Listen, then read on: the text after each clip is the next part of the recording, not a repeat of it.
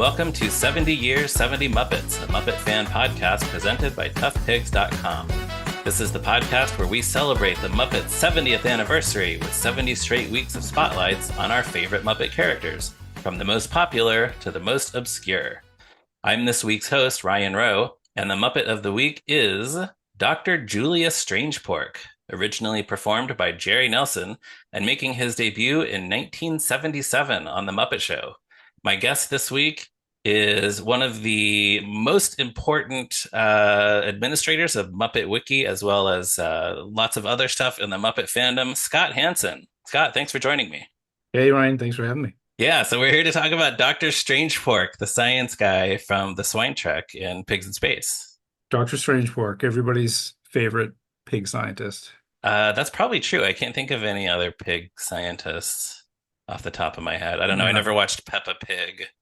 I've just put us on the spot because I didn't really think about it either. Yeah, are there any Porky Pig cartoons where he's a scientist? Maybe. I don't know. Yeah, there might be one where he's like a mad scientist or something. We'll look into it. Yeah, someone out there will let us know. After the fact. Yeah. Right. Dr. Strangepork, an interesting thing about him is he's kind of like draws influences from different sci-fi properties, different sci-fi works.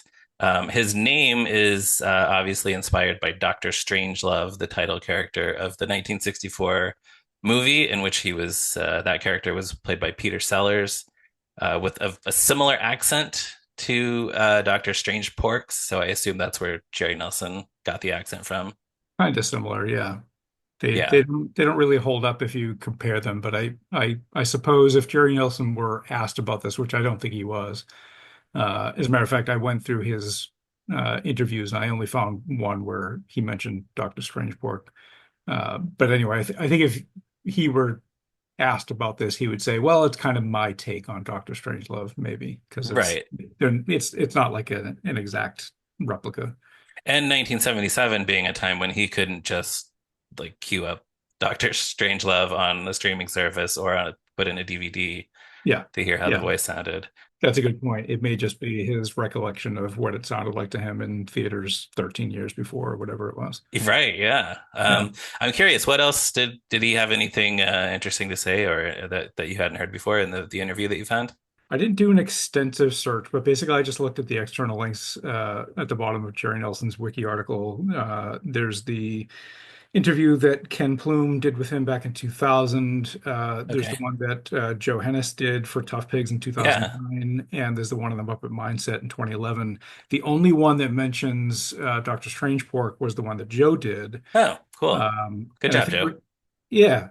It looks like what he did was he just said, okay, I'm going to name one of your characters and you tell me something about it, because there's a list of his characters here. And for Dr. Strangepork, he said, this is Jerry.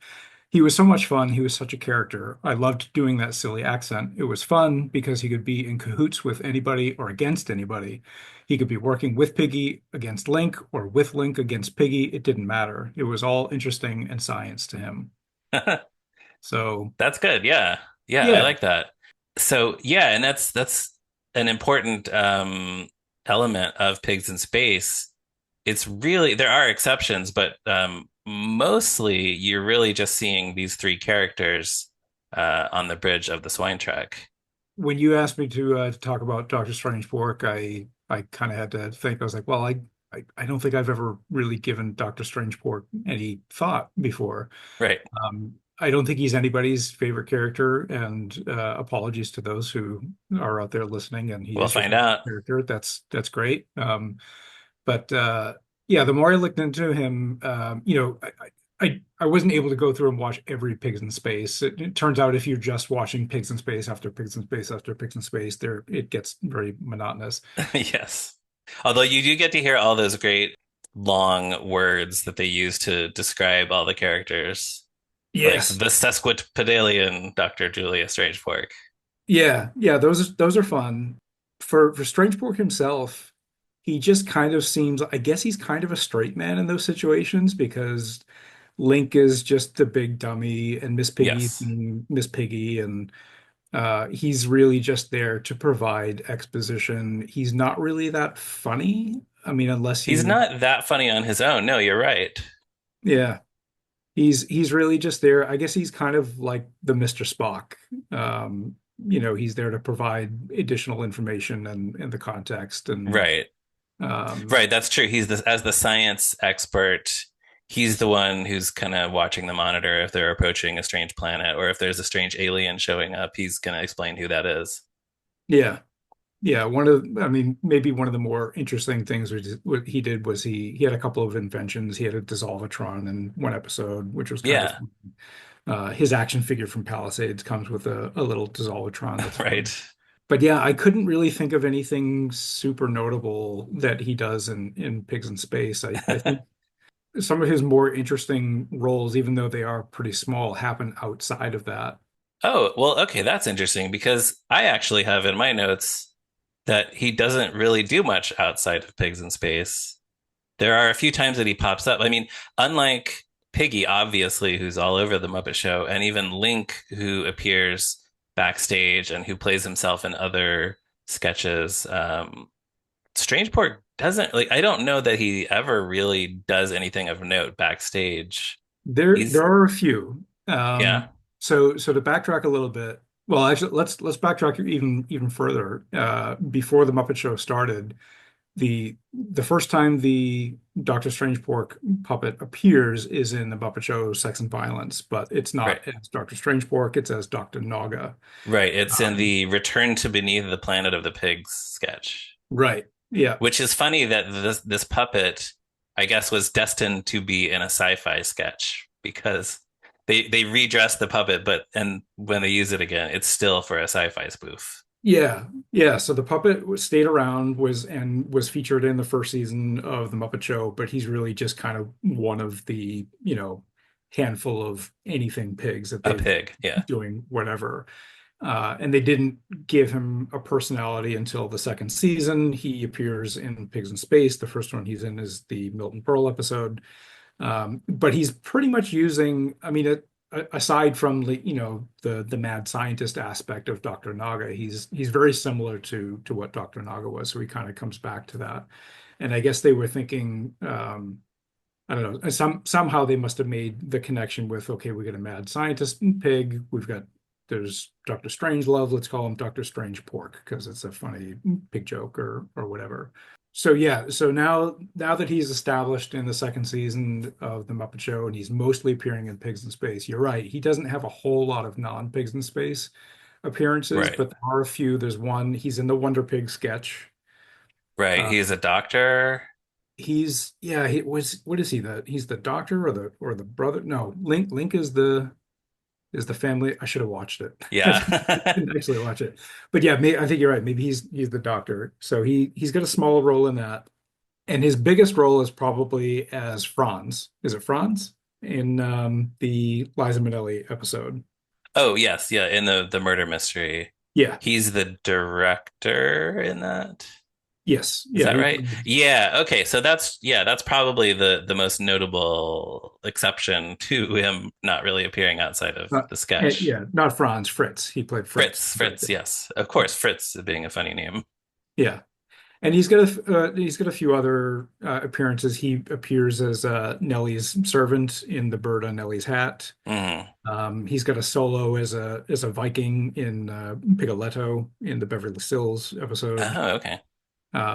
So very, very small roles. Probably the biggest ones are the doctor character in Wonder Pig and Fritz, the director. Yeah, and still most those are really mostly just playing a role or appearing in an act on stage. I unless I'm wrong, I don't think he's ever really backstage, not really in a storyline backstage as far as I can remember. I don't think so. The only other one that I can think of is if you count the Muppets Go to the Movies as an episode as a bonus episode of the Muppet Show, which you should because it's Yeah. all in the same sets. It's the same. It's like a coda to the Muppet Show. Yeah. He plays Fozzie's uncle in Nephew of Frankenstein. Right. Uh, and he, again returns to his mad scientist roots. He's playing kind of like a mix of he's wearing a cape like the Bela Lugosi Dracula, but he's playing the Dr. Frankenstein role. Right. He's got a little bit more to do in that sketch, but not a whole lot. Yeah. And again, though, I don't know that he Does he pass through backstage after that sketch in the special?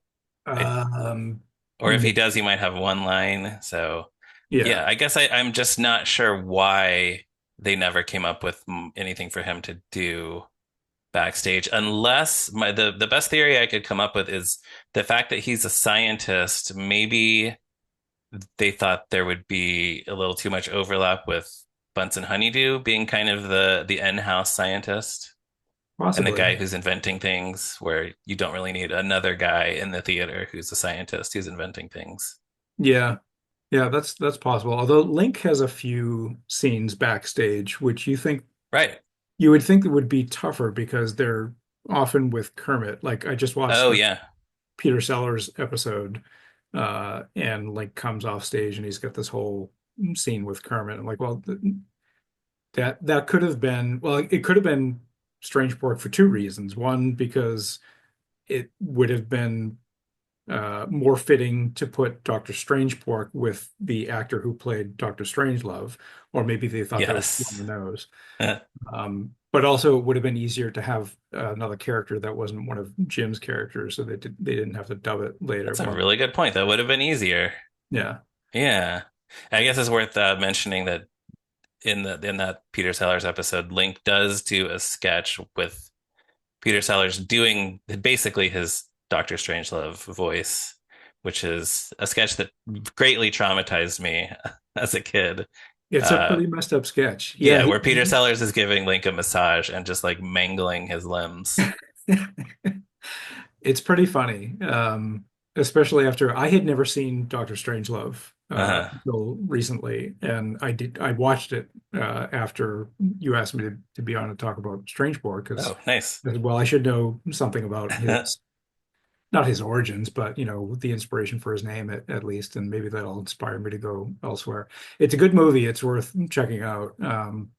But yeah, there's an argument to be made that Peter Sellers is basically playing the same character because he even refers to himself in the original German, like his name, it's like Dr. Merkin something. Okay. He identifies himself using the same German name that he identifies himself as in Doctor Strangelove. Oh, I never caught that. Yeah, Wow. Okay. Oh, then yeah, there it is. Same guy. yeah, and he's absolutely using the same. He's using the same accent. Yeah, right. He's got like a little, I don't know, what do you call the Charlie Chaplin Hitler mustache? He's got he's got one Yeah, of like those. some kind of not a paintbrush mustache, some kind of brush. I don't Yeah. remember the exact name for it. Once again, somebody out there will let us know. Someone will let us know. Yeah. Yeah, wow, I never caught that. Same, definitely same character then. Yeah. Yeah, so with Dr. Strangepork being the science guy on the swine trek, you're something of a sci-fi fan. Is that correct? Yeah. I was raised on Star Trek. There you go. Um, Okay, so how would you compare? You mentioned Spock. How would you compare Strangepork to other science-based characters from Star Trek or other sci-fi franchises? after I mentioned Spock a couple of minutes ago, I realized I was kind of throwing Spock under the bus because Strangepork is nothing like him. Spock is a very interesting character and has lots to do, and that's not at all what Dr. Strangepork is. Right. I guess just in the barest sense of he's there to provide some context so that other people can do things. But yeah, I don't know that there's any translation there at all. I mean, Pigs in Space is very clearly a Star Trek it's a send up of Star Trek, but it's also a Right. send up of I think they probably did it because Star Wars had just gotten huge, but it's not really Yeah, I had Star never Wars. thought about that until our friend Danny Horn, I think, mentioned it maybe on his Fantastic Miss Piggy podcast that Yeah. yeah, and then it was like, oh, of course, that's why they did a science fiction sketch because Star Wars happened. Star Wars had happened, but they kind of I mean the look and the feel and the aesthetic of like the swine trek and their uniforms, it's more Star Trek and sort of like the 1930s and 40s sci-fi Yeah, serial. right. It's Yeah, that. they even have the like when we last left the swine track, they were, Yeah, even which usually is something totally made up, like that we never even saw. yeah, yeah. Yeah. Yeah, those are fun though. I went through them all. The wiki has a list of all the different adjectives that were used to describe all the characters. Oh, I many, many years ago, I started like when the DVDs came out, I started writing those down, thinking I would do something with them, maybe for the Tough Pigs website someday, and then I just never did. So I'm glad somebody finally documented them all. Yeah, they're all on the wiki. I went through the ones, so they only did them on the Muppet Show during the second season. After they continued doing Pigs in Space, they're like, all right, we're not going to do the Everybody original knows these characters. Yeah. anymore. But they were done years later whenever they would do like so Roger Langridge's Muppet Show comic. Oh, yeah. He brought it back, but he didn't have adjectives for Link and Piggy. He only had adjectives for Strangepork for some reason.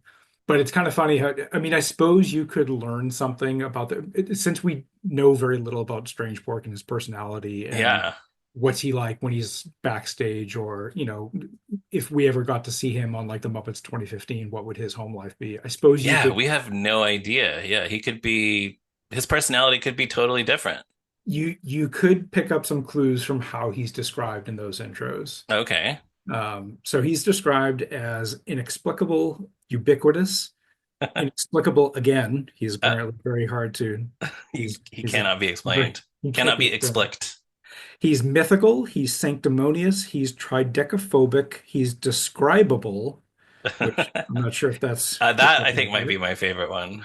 He's sesquipedalian. He's somnambulistic, and he's no, that's the last one. Does Somnambulistic. somnambulistic have something to do with sleepwalking? Yeah, that's somebody who So sleepwalks. that's a little hint right there. He's Sesquipedalian is pretty good too. It's someone who uses long words, I suppose, as a oh, scientist. okay. Love that. Yeah, it would be something. He has a fear of the number 13, which 13. Okay. I guess is kind of a joke. Like if you got a scientist who's afraid of a number. Oh, yeah. Yeah, that might be tough for him. Yeah. So yeah, I nothing super, earth-shattering in there, but you could pick up a few clues about who he is in there. Yeah, no, that's a good idea to try to get to know him that way. Because really, we've been talking about him for several minutes now, and yeah, I feel like we haven't really gotten to the bottom of his He personality. he appears in, so there are not nearly as many illustrated storybooks for the Muppet Show Muppets as there are for Sesame Street, for Oh, which yeah, definitely. there are hundreds and hundreds of those. Yeah. There's really only kind of like a handful of ones for the Muppets, but there's one for Pigs in Space. Oh, Um, it's on Internet Archive, or you can borrow it from Open Library. I took a look at it recently, and I meant to read it before this. I didn't get to do that. All I hmm can really say about it is that the illustrations are really terrific.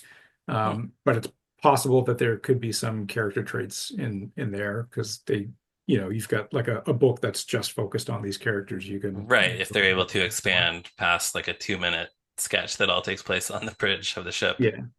Yeah, Roger Langridge did one too for the Muppet Show comic book, which he wrote it, but he didn't illustrate it. He Mm. illustrated most of those, but this was like a special one-shot Pigs in Space one.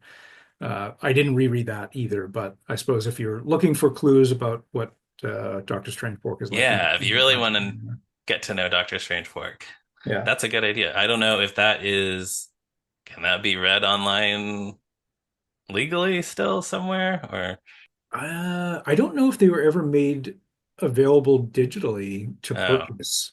So yeah, all right. you'd have to go on eBay and pick up some old issues, or you could Yeah. buy the omnibus. I'm pretty sure there's a big, thick, like Yeah, which if 700 people page. haven't read those Muppet Show comics, they definitely should. Those were Yeah, great. they're really good. They're terrific. Yeah, it really did feel like the Muppet Show in comic book form. Yeah. Yeah, so after the Muppet Show, yeah, I guess this is not surprising given how little they used him outside of the sketch, but probably because they were no longer doing a weekly variety show, his appearances became fewer and farther between.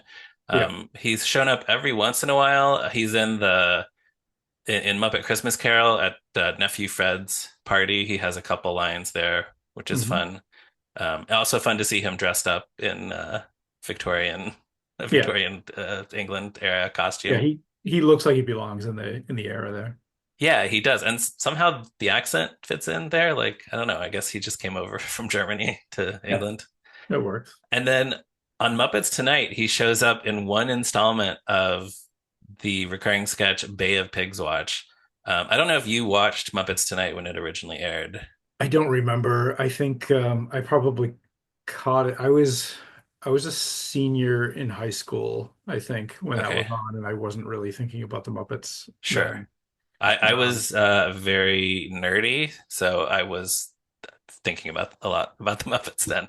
yeah, But yeah, seeing that appearance by Dr. Strangepork in that one sketch was so exciting. It was like, it's Dr. Strangepork, he came back. yeah, Because also on Muppets Tonight, a lot of characters hadn't been recast yet, and there were characters who sort of, I still wonder why they didn't have Floyd ever show up on that show when Jerry Nelson was right there. But Jerry yeah. Nelson was right there, and they had Dr. Strangepork in that one sketch. He's playing the beach commissioner, so it didn't have to be Dr. Strangepork. It doesn't really have anything to do with his previously established character, but Yeah. it's I'm fun to glad see they him. did though. Yeah. Yeah.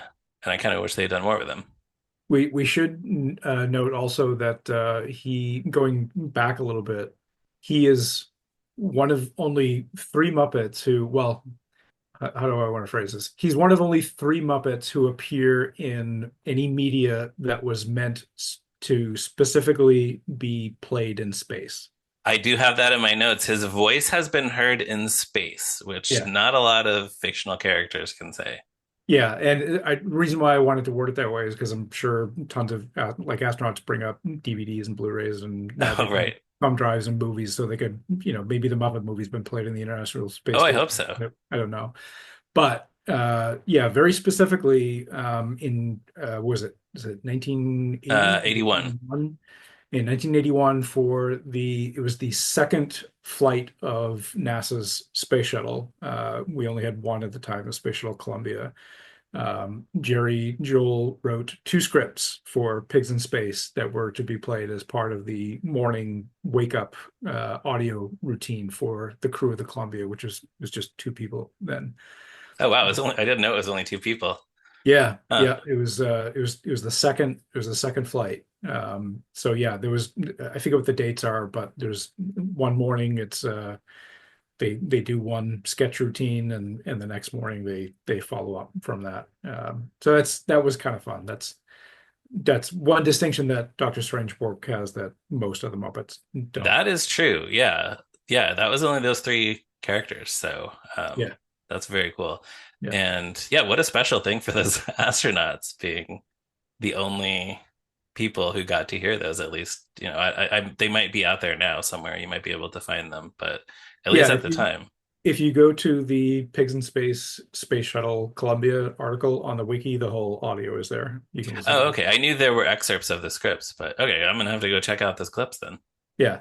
Yeah. So a general question, casual Muppet fans seem to love Pigs in Space. When Joe Hennes and I used to do our live Tough Pigs events in Brooklyn, anytime we showed a Pigs in Space sketch, the audience would just go nuts, like cheering and applauding through the intro.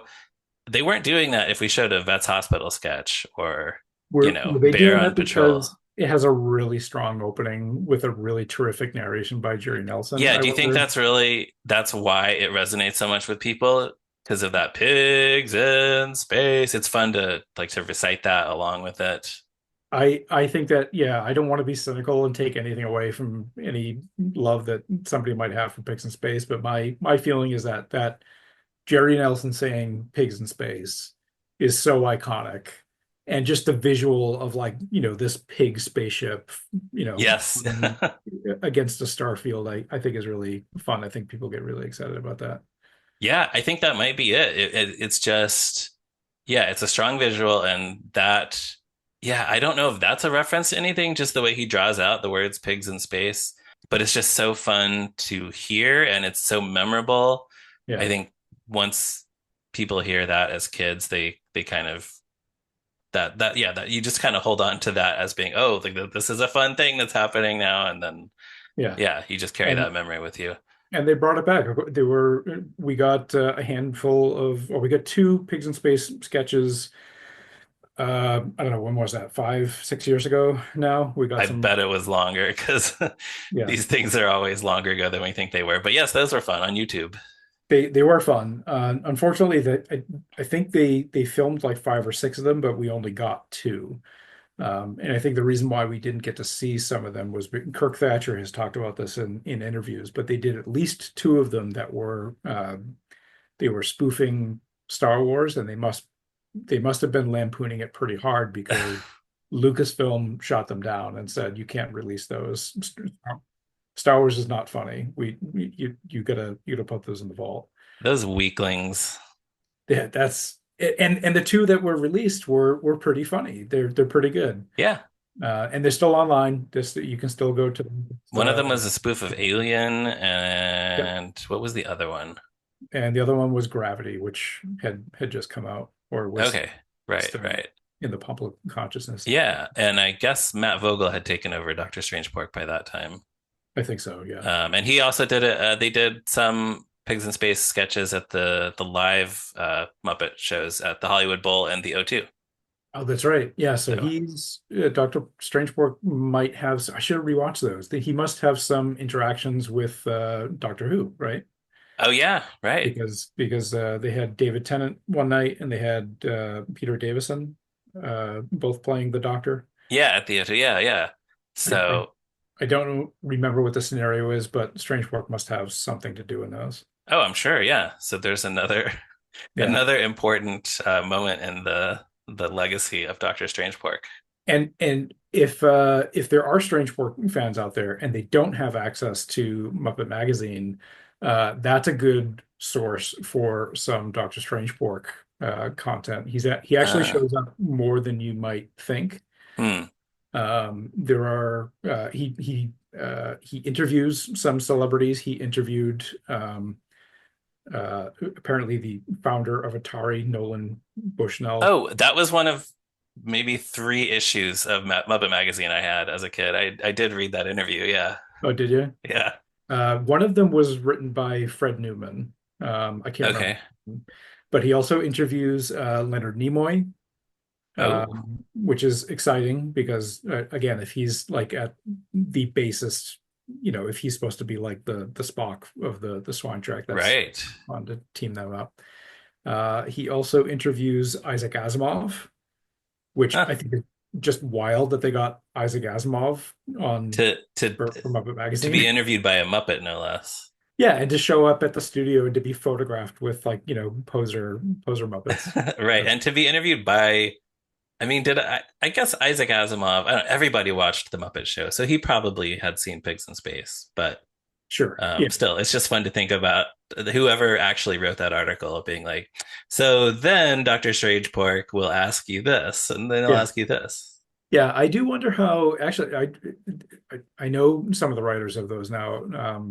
I've talked to some of them. I should ask them how they wrote those because I don't think that they were sitting down and being like, hey, I'm gonna talk to you as if I'm Dr. Strangepork right now and Oh I'm writing no, yeah. this. When I interviewed Mark Saltzman for the Oh, Tough Pigs website, I asked him about that a little bit, and he said it was basically like he would just say, the example he gave me was he wrote the interview with Henry Winkler, which was written by Miss Piggy.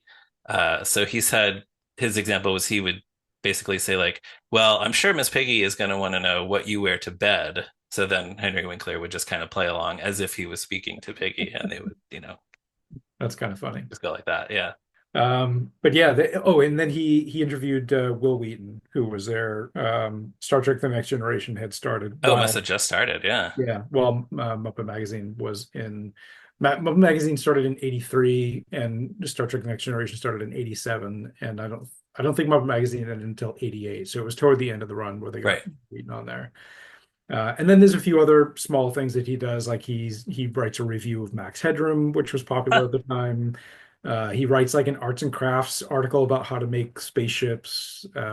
He answers a question about why dinosaurs are extinct. He says that they moved to another planet. Little bits and things like that. So he's there. So Uh, it sounds like they really made good use of him in Muppet Magazine, maybe more than any other medium other than those Pigs in Space sketches. he might have more personality there. And whenever they would write him, like they'd write, stuff would be, stuff They're would be writing in his they're dialect. writing in his dialect. Yeah, Yeah, like do they absolutely. swap W's for V's? Like Oh yeah, this yeah. is a wonderful, yeah. He writes a letter to this the summer 1983 issue. It's the one with the Star Wars cover. All the Muppets write to Kermit about what they're doing over their summer vacation, and him and Link Hogthrob crashed the swine track at uh, Johnson Space Center in Houston. So they spend a few days at NASA there, and NASA sends them back a bill for fixing the Swan Trek for like $200 million or something like that. But the whole letter is written just completely in his dialect, so that's fun. Yeah, yeah. Wow. All right. Well, I don't know, if there's a place for Dr. Strangepork in future Muppet productions, but if they ever do anything that's a variety format again, they could certainly do Pigs in Space again. Oh yeah, absolutely. And I hope we get to see those the webisodes at Yeah, some point. someday. Yeah, take those out of the vault, Disney. Come on. Yeah, I suppose if you bump into Kirk Thatcher at like a Star Trek convention, you can ask him to pull him up on his phone because he's got him. Oh, yeah, I guess he still has access to them. Yeah, he's just got him. Yeah, nice. But the only other kind of interesting appearance that I found of his after that was, do you remember Viewmaster did a series of VHS tapes that could only be played with uh, their special interactive vision Viewmaster Yeah, I'm aware of players. this. It's like interactive VHS basically that a proprietary player. Yeah, they did two of them. They did like six or seven of them for Sesame Street, and I think they did two for the Muppets. They did Muppet Madness and they did Muppet Studios Presents You're the Director. And he's in both of them. He's pretty boring in the directed one, but the Muppet Madness one is kind of funny because they do this thing where like Jim Henson was always trying to take advantage of like new and emerging technologies, Oh, and always, yes, constantly. it this doesn't work particularly well in retrospect, but it must have been exciting at the time. But basically, what they did was they filmed a sketch with Link and Strangepork, and it's one visual take, but they recorded two audio options so that Oh, you could swap between the two tracks, and because they're puppets, they're not humans. yeah. You can fake the syllables and whatever, and you can make them say different things. Uh, One of them is a sort of like a classic, I don't know, like a space opera episode. Okay. I forget what they called it, Space Cadets or something like that. But the other Okay. one is a soap opera called what was it called? Our Turning World or something like that. And they introduce Link plays Hops Dorfman, the doddering patriarch of the Dorfman clan. And then they cut to a shot of it's Strangepork in wearing a lady's wig, and they introduce him as Gloria, his adoring wife and graduate of the Zeppelin Flight Attendant School. All right. So that might be the most interesting. Playing Link's wife might be the most interesting role that Doctor Strangepork has ever had. That is definitely interesting. Yeah, and that's in which one? Muppet Madness? That one's in Muppet Madness, That one which is that's on YouTube? it's on YouTube. Yeah, people can go Okay. check it I out. guess I've only seen the other one, which I think is also on YouTube, but now I gotta watch Yeah, Muppet Madness. he's in that one too, and that one's a little bit interesting in that I don't think Jerry Nelson was available for it, so he dubbed his lines later, uh, and you can hear they didn't bother to dub some of Strangepork's lines. So Oh, you can hear, I'm pretty sure it's Richard Hunt, and then you can hear David Rudman huh. doing some of Are his they lines. doing the accent?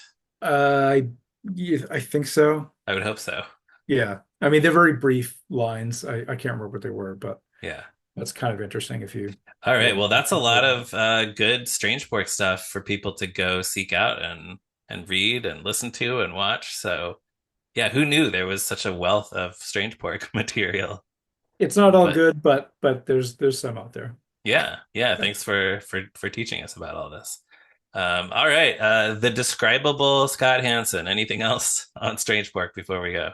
I don't think so. I think we've exhausted everything we could possibly say about Strangepork. Yeah, I think we have.